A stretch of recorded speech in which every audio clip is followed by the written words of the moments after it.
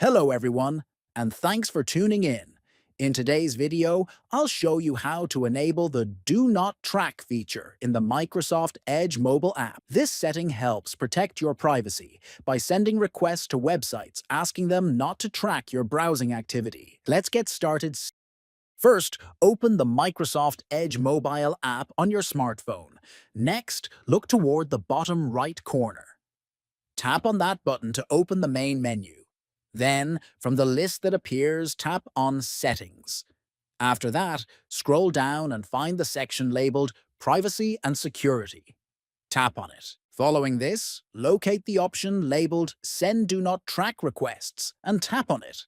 Finally, toggle the switch to turn on the Do Not Track feature.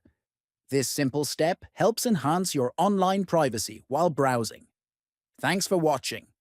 Enabling Do Not Track is a quick and easy way to take control of your privacy.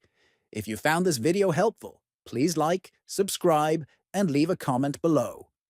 See you next time.